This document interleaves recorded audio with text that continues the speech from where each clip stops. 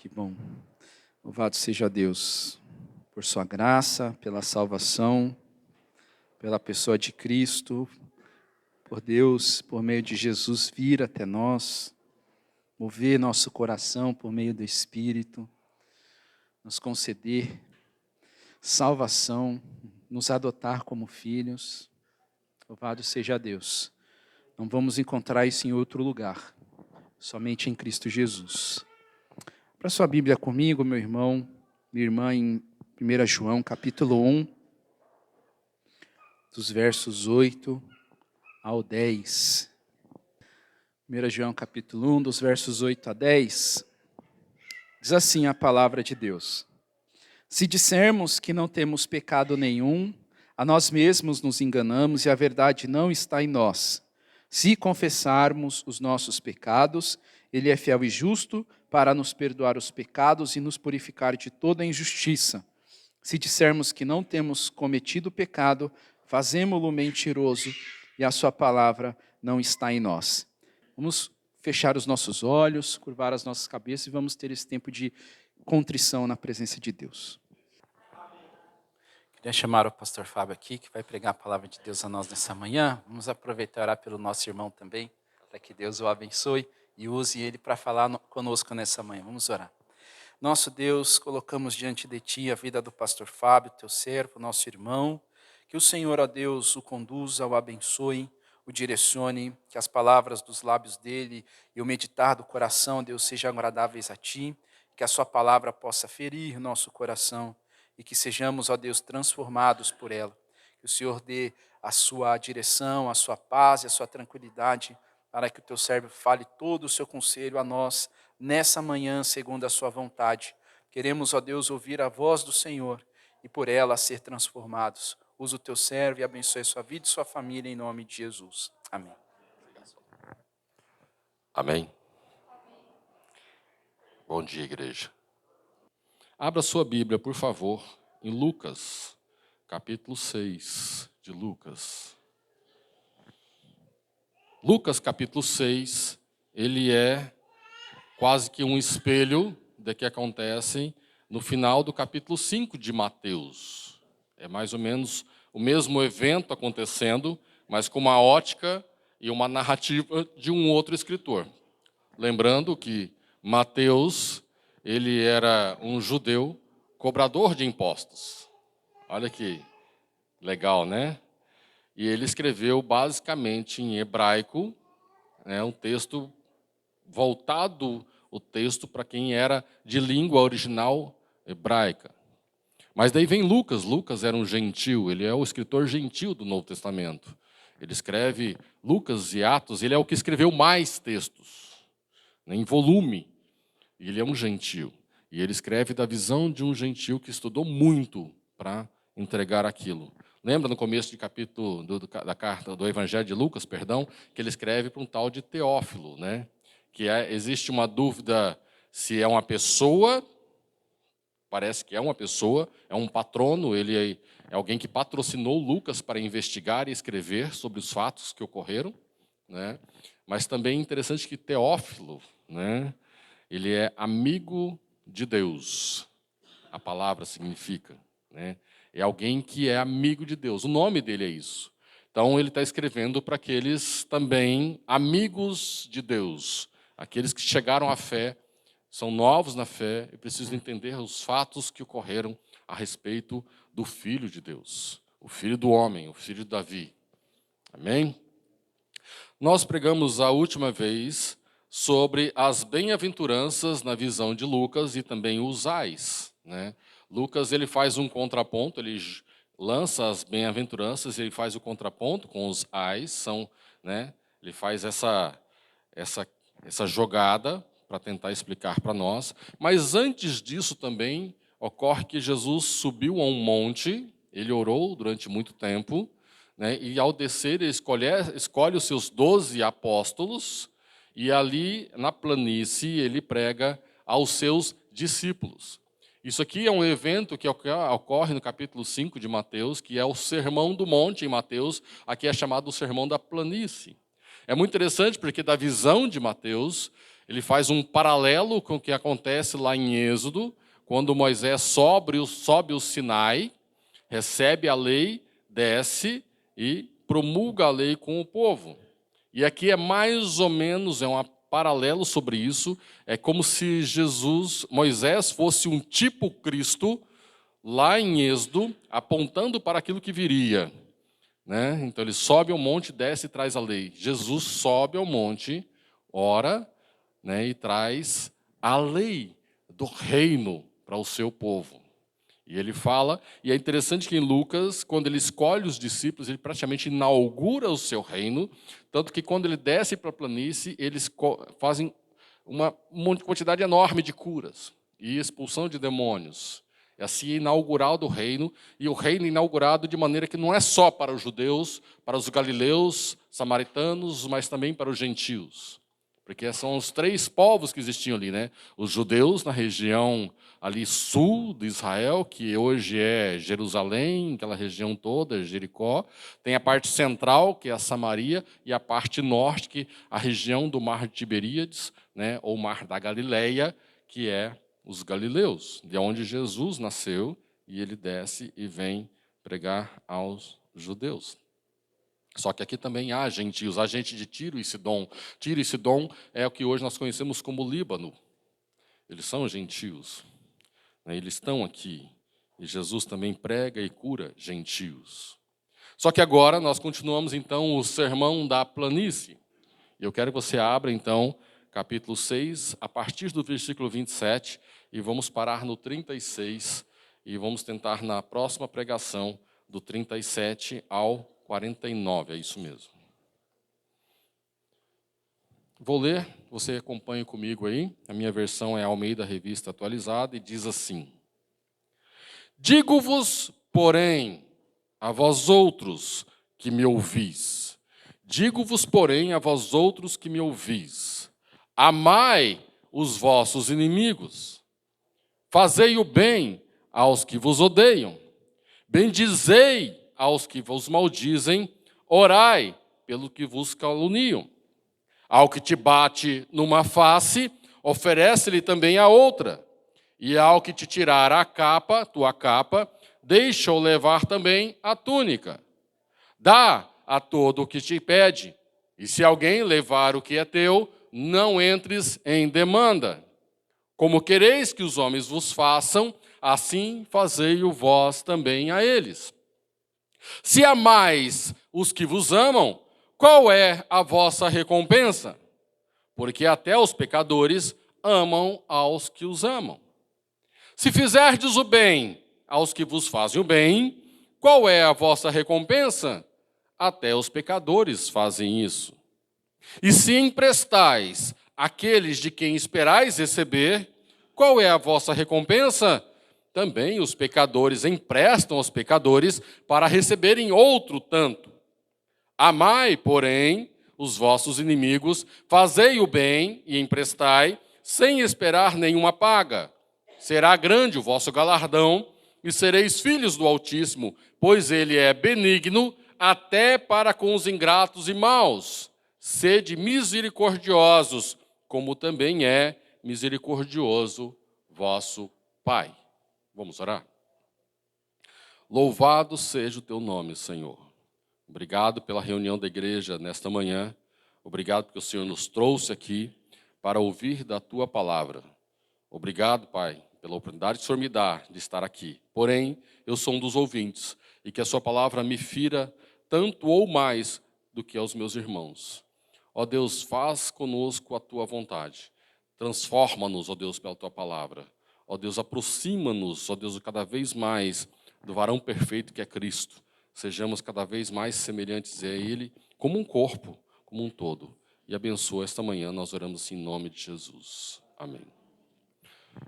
Uma das piores interpretações que você pode fazer das palavras de Jesus é levá-las ao pé da letra. Ou seja, ter uma interpretação literal de tudo, de todas as palavras. Você vai estar em maus lençóis.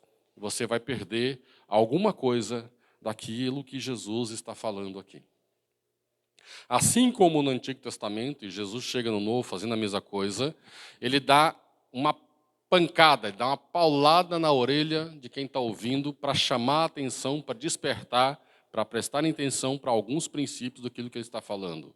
Então, as palavras que aqui estão, você não pode levá-las literalmente, né, no sentido literal ou ao pé da letra dela. Eu estou querendo amenizar para você? Não, não é isso.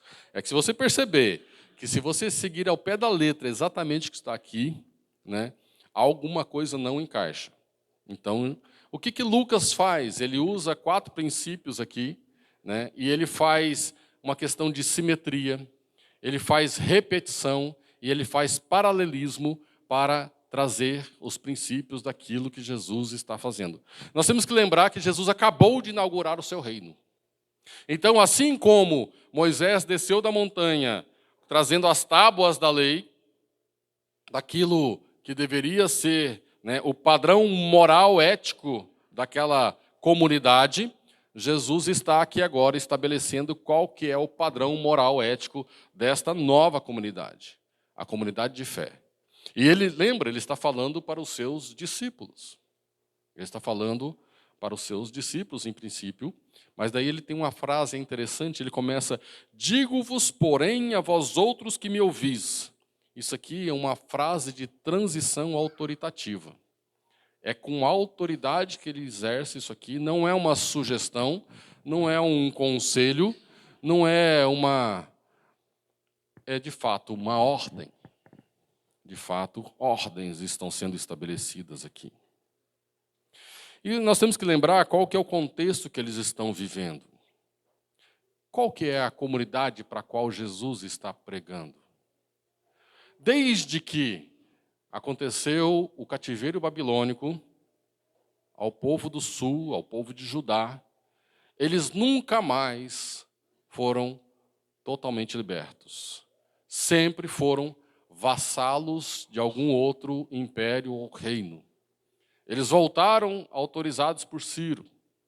Só que enquanto estiveram ali, eles estavam sob a égide, sobre o reinado de Babilônia de alguma forma. Então eles estavam autorizados a fazer o seu dia a dia como nação, como política, como, né, Estado. Era um Estado vassalo, apesar de poderem voltar para a sua casa. E desde então, nunca mais eles estiveram num Estado que eles tinham um governo próprio, por assim dizer. O governo que tinha lá era um governo marionete, um governo que estava debaixo de um outro Estado. E ali passaram vários outros. Né? Tem vários impérios que passaram por ali. E o interessante, né, que é aquela figura de Daniel, da estátua, né, que Nabucodonosor tem a visão da cabeça de ouro, do peito, não sei o quê, e vai, até que os pés são de barro. Né? Então, são diversos reinos que passam sobre Israel e no contexto mundial. E eles estão aqui agora sob quem? Quem é o governante? Qual é a condição política governante deles? Os romanos. Né? Toda aquela região de Israel, das terras de Israel, ali, aquela região do Oriente Médio, era governado por Roma. E Roma, os governadores que tinham ali eram instituídos por Roma, ou autorizados por Roma. Mesmo o rei Herodes, o grande, né, ele também era alguém que era autorizado por Roma. E ali, inclusive, eles eram divididos por regiões para melhor facilitar o governo. Tanto é que tinha Herodes, na época da crucificação de Jesus, mas também tinha Pôncio Pilatos, que era um governador. Roma estava em todo lugar. Tanto é que no templo, dizem, haviam figuras de César no próprio templo, né, estampadas ao redor, porque, afinal de contas, o segundo templo ele foi feito debaixo da autorização de Roma. Então, os romanos, eles não entravam em certas regiões para simplesmente não causar problemas políticos. Tanto é que os judeus, eles não podiam condenar à morte ninguém. Na época da condenação de Jesus e a sua crucificação, eles recorreram a Roma para que Roma fizesse isso. Os próprios judeus não tinham essa autoridade. Então, o que está acontecendo como pano de fundo para este povo que Jesus está falando? Eles são governados por Roma. Roma é o estado dominador. E é muito interessante pensar que a gente esquece disso, mas existiam algumas regrinhas do convívio entre... E basicamente o que existia lá eram soldados romanos, né? Porque Israel, não sei se você percebe, ele é um caminho de passagem, né? Do Egito para chegar até a Síria e Pérsia e desse vice-versa, tem que passar por Israel. Porque se você passar um pouquinho mais ao leste, é o Jordão, ali é uma região escarpada, uma região que não dá para passar. Então eles passam por meio da terra de Israel. Então Israel sempre foi um caminho de passagem para grandes guerras. Se você olhar o Antigo Testamento, você percebe isso. Então Roma está ali como estado regulador, né? E o povo judeu era um povo tinhoso, né? Um povinho tinhoso. Então, o convívio do povo judeu com o soldado romano passava por algumas regras, junto com as suas próprias. Por exemplo, havia muitos soldados romanos indo e vindo da terra de Israel. Lá não era um lugar que eles gostavam de ficar, né? Eles queriam ir para outros lugares que tinha chance de subir na carreira. Geralmente, a terra de Israel ia aqueles lá que estava pendurado assim na garganta do imperador, tipo assim, está em vias de perder. Por isso que Pôncio Pilatos ele era um fraco. Ele era um fraco, ele queria mostrar, né? Então ele queria agradar o imperador, mas também não queria desagradar o povo. Por isso que ele fez aquele negócio de lavar as mãos, aquela coisa, tudo ensinado, porque ele era fraco, né? Um soldado romano, quando chegava, né, transferido para a terra de Israel, ele tinha o direito de chegar para um cidadão de Israel e falar assim, carrega minha bagagem. E o cidadão israelense, o judeu, o galileu, ele tinha a obrigação de carregar aquela bagagem até 1 milha. Não é à toa que você ouve ou lê lá em Mateus, andar a 2ª milha.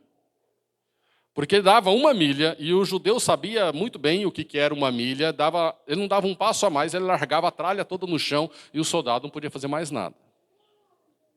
Um soldado romano, ele tinha direito de chegar para um cidadão judeu, galileu, samaritano, e pedir a capa. A roupa, naquela época, geralmente era um calção embaixo, uma espécie de sunga, né, um calção simples de baixo, para, né, tampar as partes íntimas. Tinha uma túnica, que era basicamente a roupa sobre a pele, e tinha uma capa. A capa era talvez, né, um dos vestimentas mais importantes, que ele tampava do frio, do vento, ele tampava o rosto, descobria a cabeça. Então, assim, a túnica era básica, mas antes disso tinha um calção. Então, o soldado romano ele tinha o direito de pedir a capa de um cidadão israelense, ou judeu. Mas não é só isso. No próprio contexto de Israel, né, se você pegava dinheiro emprestado de alguém, e tinha essa questão do empréstimo, né? E qual que era a garantia que essa pessoa pobre dava para quem lhe emprestou o dinheiro? A capa. Ele dava a capa como a garantia de que ele ia devolver. Interessante, né? Porque a capa era o que ele se abrigava à noite para não passar frio. Só que na lei dizia que aquele credor, ao final do dia, ele tinha que devolver a capa para o dono da capa poder passar a noite, e na manhã seguinte ele voltava para pegar a capa. Gente, era um tal de vai capa para cá, vai capa para lá, vai capa para cá, vai capa para lá, né? Então, assim, era assim que funcionava as regras de Israel, né? No Israel bíblico. Então, o empréstimo também, ele era normal as pessoas cobrarem juros. Então, as pessoas emprestavam dinheiro uma para a outra. E era normal e era aceitável, estava debaixo da lei, que pudesse cobrar juros. Inclusive, há leis que limitam a quantidade de juros que se podia pagar. Mas aqui Jesus está, então, nós temos um contexto para falar a respeito do que Lucas está narrando. E Jesus faz 4 questões. Ele fala sobre a agressão, Ele fala sobre o amor, ele fala sobre fazer o bem, sobre abençoar e sobre orar. Ele fala sobre amar o inimigo. Quem é o inimigo desse povo que está ouvindo Jesus? Quem? Os romanos. Só que olha só que interessante o que está acontecendo aqui.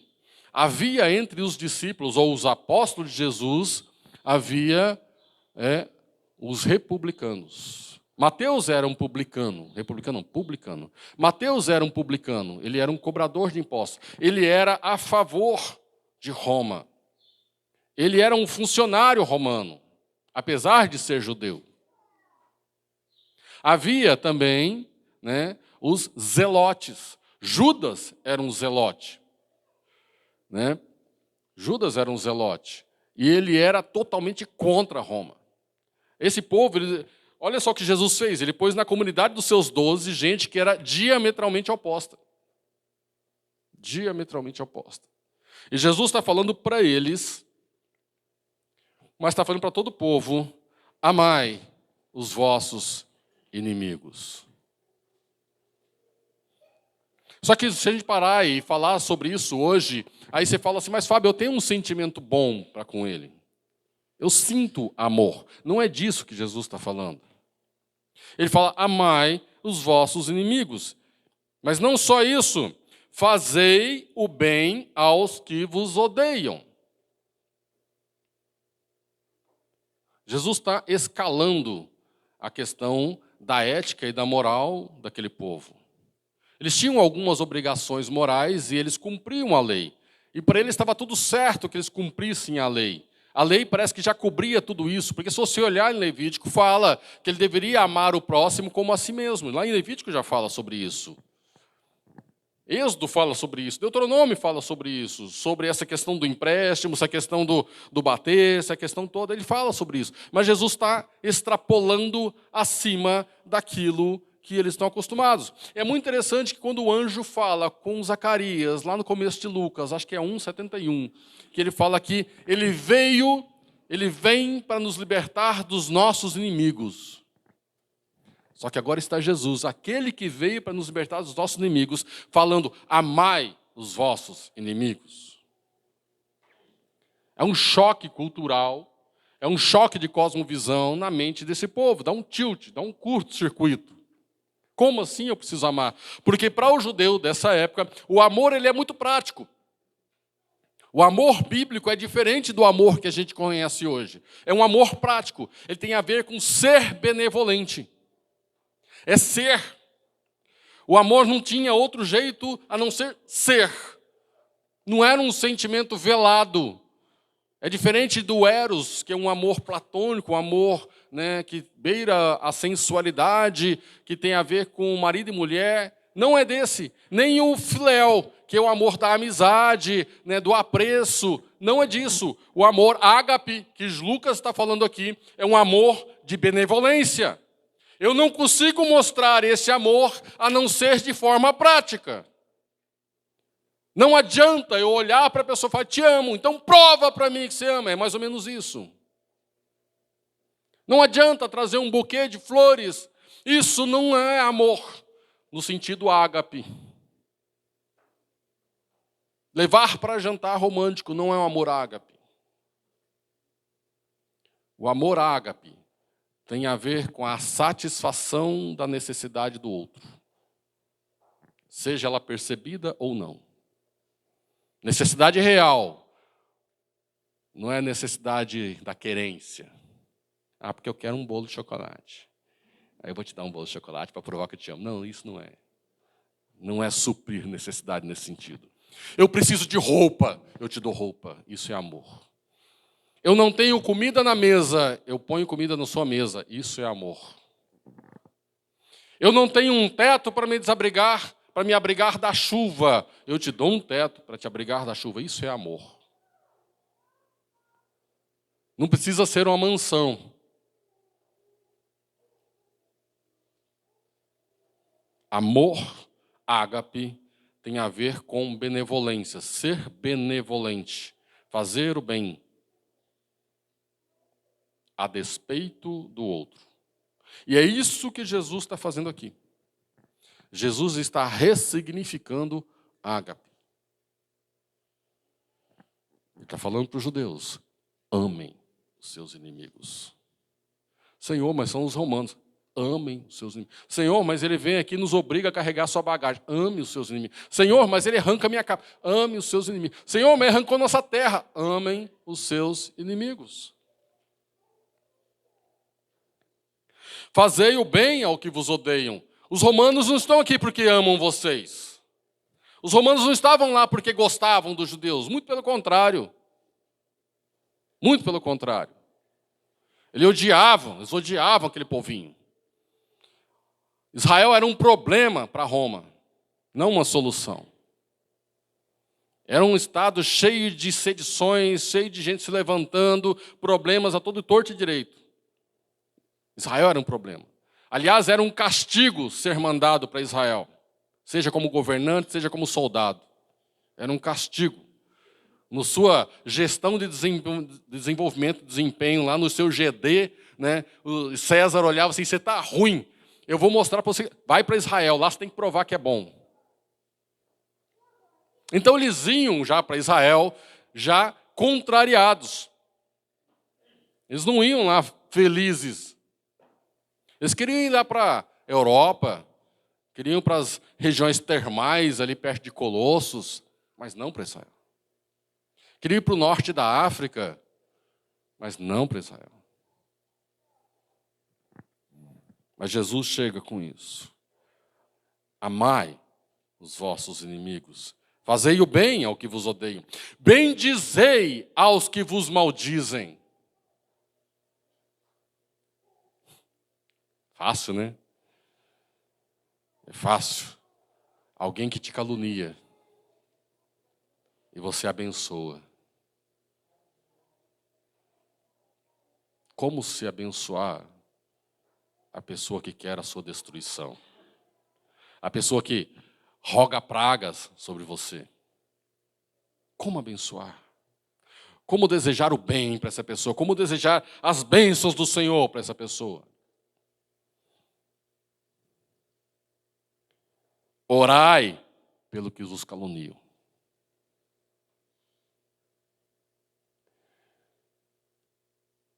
A gente percebeu um pouco do teor ou da qualidade dos cristãos nas últimas eleições. Porque a gente percebia cristão desejando a morte, seja de um ou de outro. Desejando a morte, orando pela morte. Jesus está falando, orai pelo que vos caluniam. Abençoai os que vos maldizem. Mas é interessante que o que Jesus está propondo aqui é um pouco diferente do que nós estamos acostumados. Existe uma diferença, eu não quero entrar muito nisso, mas entre ser pacífico e entre ser pacifista. Aliás, se você pegar, dependendo do comentário, tem gente que abraçou um sentido pacifista disso aqui. Que você é totalmente entregue a qualquer tipo de ofensa, a qualquer tipo de dano, a qualquer tipo de coisa que possa te prejudicar. Não é disso que Jesus está falando. Por isso que eu falo que você não pode levar ao pé da letra e ser literal na sua interpretação. Porque depois ele fala assim, ao que te bate numa face, oferece-lhe também a outra. Sabe o que é esse bater na face? É você receber um golpe do seu lado direito. Como que você bate no rosto do lado direito de alguém? No geral, nós somos destros, né? A maior parte da população é destra. Como que você bate numa pessoa que está na sua frente? Faz o teste aí, não vai bater no irmão não, tá? Mas faz o teste. Qual que é o lado que você vai acertar se você fizer isso? O esquerdo. Como que você tem que fazer para acertar o lado direito dele?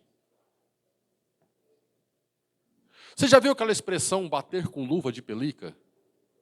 Que é uma expressão medieval, que quando as pessoas queriam fazer um duelo, né, os nobres, eles pegavam a luva de pelica que eles andavam e faziam assim, ó.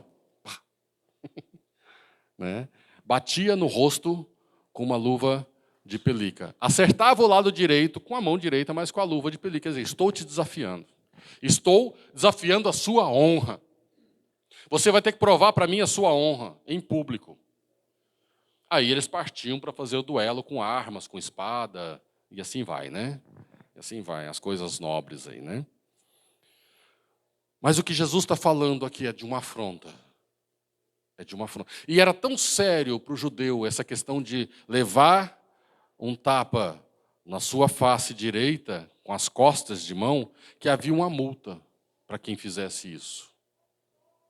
Se você esmurrasse, a pessoa não tinha multa, você ia pagar de outro jeito. Mas este ato de bater com as costas das mãos no rosto de alguém, você era levado a um tribunal e precisava pagar uma multa. Porque feria a honra da pessoa. Feria-lhe a honra. O que Jesus está falando aqui é que você vai engolir a sua honra. E é interessante que ele está falando em contexto de reino. Na pregação anterior das bem-aventuranças, ele não está falando como você deve ser. Ele está falando as características de um membro do reino. Só que agora ele começa a fazer e falar sobre como deve agir os membros do reino. Então, para os membros do reino, com base no reino, a respeito do reino, a sua honra, ela não vem em primeiro lugar. Ela não vem em primeiro lugar. É por isso que amar os inimigos, fazer o bem a quem te odeia, abençoar quem te maldiz, também, se você é ofendido por causa do reino, essa ofensa você entrega ao Senhor e você não a vinga. E ele continua. E ao que tirar a tua capa, deixa-o levar também a túnica. Uau!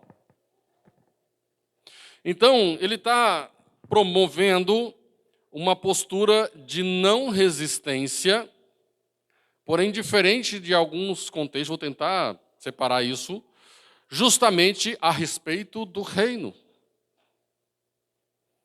Se por causa do reino alguém te tirar a capa, você não resiste, ainda que te tirem a túnica.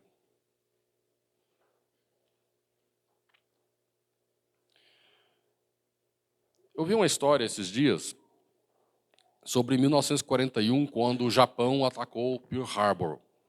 Vocês conhecem? Não? Né, tem um filme, né, Pearl Harbor, que retrata, né, mais ou menos como aconteceu. Em 1941, o Japão fazia parte de um eixo que era Alemanha, Japão, Itália, né, que eles dominavam, cada um queria dominar uma região. E os Estados Unidos não fazia parte da Segunda Guerra Mundial, né? Mas todas as forças americanas estavam concentradas na costa leste. Você conhece os Estados Unidos, a costa leste é a região de Nova York, região das Virgínias, das Carolinas, dos estados ali, Flórida, né? E a costa oeste, né, que é o Oregon, Califórnia, aqueles estados ali. E no Pacífico, que é a costa oeste, fica as ilhas do Havaí, e lá tinha a base naval, ainda existe, né, Pearl Harbor, que estava a frota do Pacífico. Só que os Estados Unidos não percebia perigo no Pacífico. Só que os japoneses foram lá e atacaram Pearl Harbor. E os japoneses estavam prontos, inclusive, para invadir a costa oeste americana. Você sabe por que os japoneses não invadiram a costa oeste? E seria muito fácil para os japoneses. Há quem, inclusive, estudos militares, que eles só iam parar no rio Mississippi. O rio Mississippi é para cada metade dos Estados Unidos. Que os japoneses, se invadissem a costa oeste, que era muito pouco habitada, inclusive, chegariam até o rio Mississippi, muito próximo da costa leste. Mas sabe por que os japoneses não invadiram? Você sabe que o americano ele tem direito a porte de arma, né? Os japoneses fizeram a conta que a população toda da costa oeste, aliás, a população toda americana tem pelo menos de 1 a 4 armas dentro de casa. Os japoneses perceberam que tinha um exército enorme.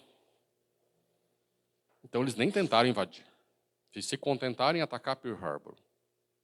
Pelas estimativas, calcula-se hoje, né, pelo menos, que só em um estado americano que fica na costa oeste tenha mais de 600 mil homens armados. Então, isso é maior que muitos exércitos. Não estou querendo defender a cultura americana, não é disso que eu estou falando. Qual que é a diferença entre uma pessoa que ela não apresenta perigo nenhum e a pessoa que apresenta perigo? Esse não revidar. Você está no trânsito, alguém desonra a tua mulher,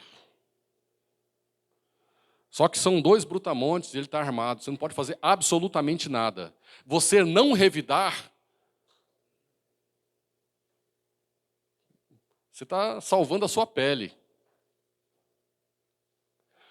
Mas entre isso e você estar armado, você é mestre em artes marciais, sei lá o quê, e você não revida, o que você está exercendo? Controle. Então, Jesus está falando aqui de gente que consegue revidar. Com gente que consegue e pode revidar. Só que ele está falando assim, na sua capacidade de revidar. Com base nos princípios do reino, a respeito do reino, você não revida. Quem defende o reino não são as suas mãos, os seus braços, não é a sua capacidade, não é o seu perigo. Aliás, a sociedade hoje, ela fala, os homens, eles precisam ser perigosos. Não violentos, perigosos. Porque uma pessoa perigosa, ela exerce domínio. O que difere uma pessoa perigosa de um violento é que ele exerce domínio próprio. E domínio próprio é um fruto do Espírito.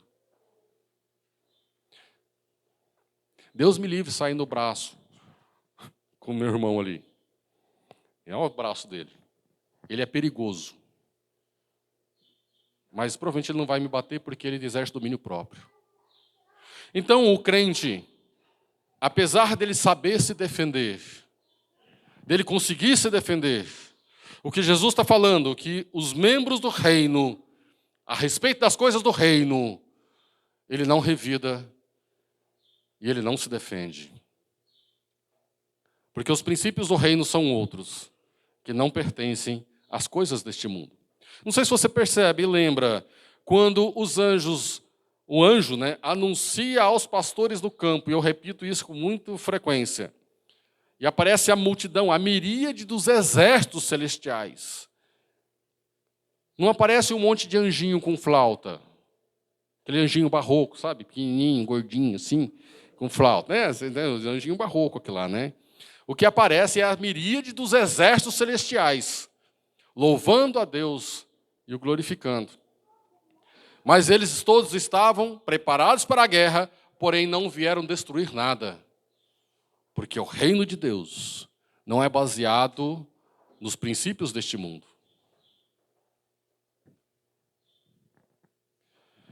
E Lucas continua. Dá a todo o que pede, e se alguém levar o que é teu, não entres em demanda. Como quereis que os homens vos façam, assim fazei-o também vós também a eles. Aliás, se você pegar, tem 2 versículos-chave nesse texto, e o principal deles é versículo 31.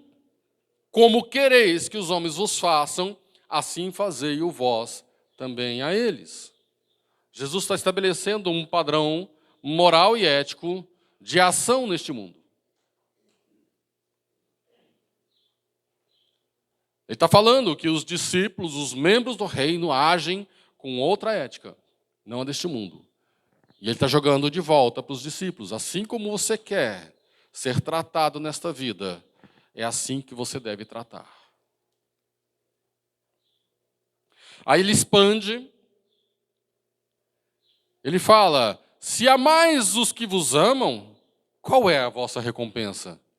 Que recompensa você tem celestial e do reino se você ama o amável? Qual é a sua recompensa? Como você está exercendo os princípios do reino? Como você está exercendo o seu amor ágape? Se é fácil desse jeito, não é que tem que ser difícil, mas se é fácil desse jeito, aquilo que você encara. Que adianta você ser discípulo do reino se, ok, é muito fácil amar sua esposa e seus filhos, mas ao seu vizinho, você olha os horários que ele chega para não ter que abrir a porta junto. Você sai 15 minutos antes ou 15 minutos depois para você não ter que cruzar porta com porta. Porque você o odeia.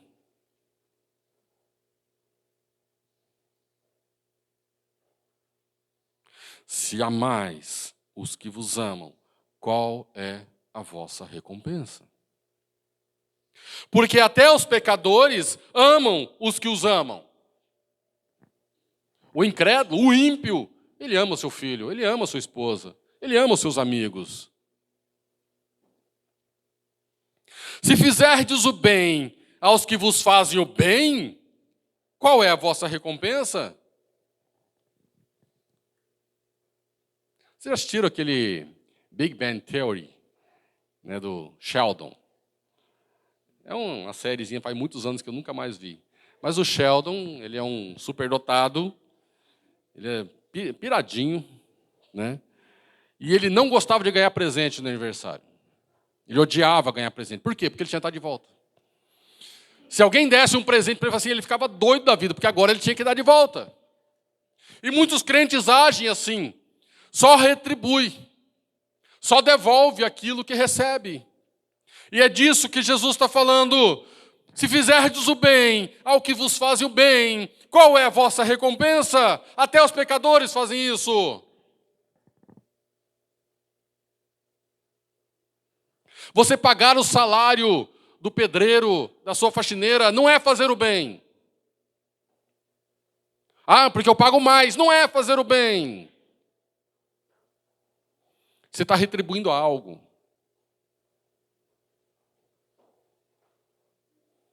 Mas vai lá fazer faxina na casa daquele vizinho que te calunia, que te despreza, que te ofende,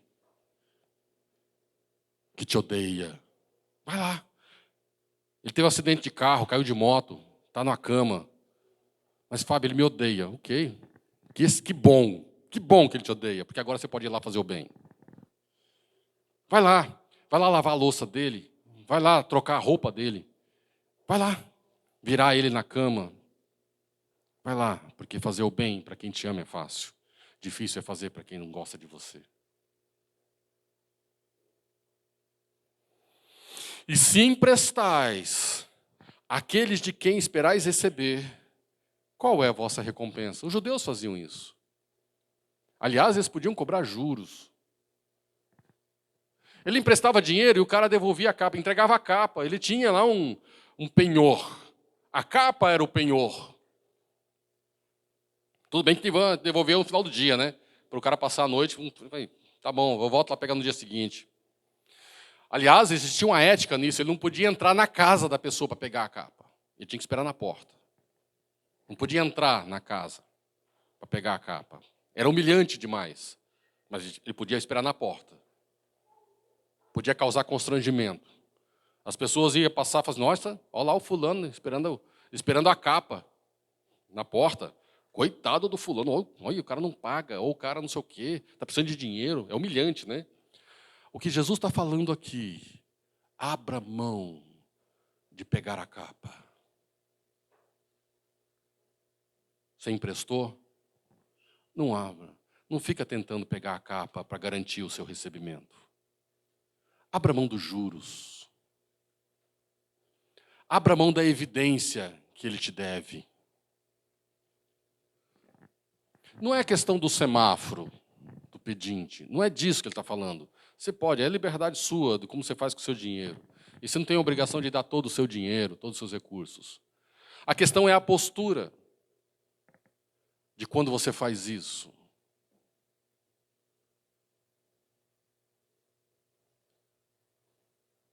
E você faz isso com o seu inimigo. Você faz isso com o seu inimigo. Qual é a vossa recompensa se você disponibiliza os seus recursos para quem pode te devolver?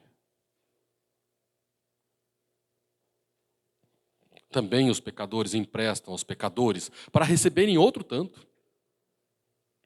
Amai, porém, os vossos inimigos, fazei o bem e emprestai, sem esperar nenhuma paga. Será grande o vosso galardão e sereis filhos do Altíssimo, pois ele é benigno até para com os ingratos e maus. Sede misericordiosos, como também é misericordioso o vosso Pai. Então esse é o outro versículo-chave daqui. Olha só, como quereis que os homens vos façam, assim fazei-o vós também a eles. Sede misericordiosos, como também é misericordioso o vosso Pai.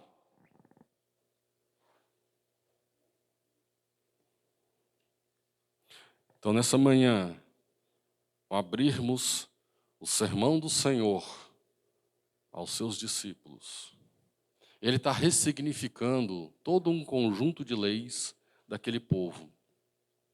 Só que esta palavra que Jesus está falando lá, transmitida por Lucas,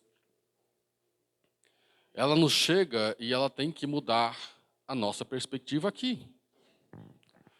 Nós, antes de sermos brasileiros, norte-americanos, israelenses, iranianos, afegãos, seja o que for, nós somos membros do reino. Nós somos filhos da luz. Nós somos alcançados pela misericórdia. Nós fomos alcançados pela graça. Nós somos selados pelo Espírito Santo da promessa. Aliás, assim como aquele que emprestava, pegava a capa como penhor, o Senhor deixou o seu Espírito como penhor de uma promessa para prometer: eu volto e pago, eu vou buscar vocês para habitar comigo.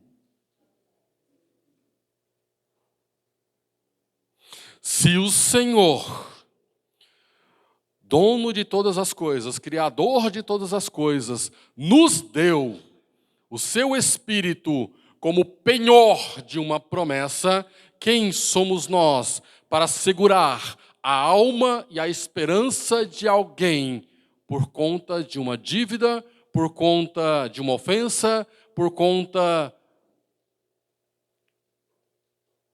de uma relação política, por conta de uma diferença de opinião, por conta de uma ideologia? Porque nós somos membros do reino. Nós não somos membros deste mundo aqui. Nós somos comprados por preço. Nós somos resgatados do império das trevas. E agora nós habitamos na luz. Louvado seja o nome do Senhor. Amém? Vamos orar? Senhor, louvado e bendito seja o teu santo nome. Senhor, que a tua palavra ela possa calar fundo em nossos corações e nos tratar a respeito das coisas concernentes ao teu reino, para que mudemos a mente, ó Deus, a respeito das coisas que o Senhor falou e transmitiu através dos seus apóstolos, e que teu Espírito Santo ouviu e continua a testificar em nossos corações. Ó Deus, faz isso conosco, para que sejamos cada vez mais parecidos contigo, ó Deus, e te louvamos por isso. Em nome de Jesus, amém.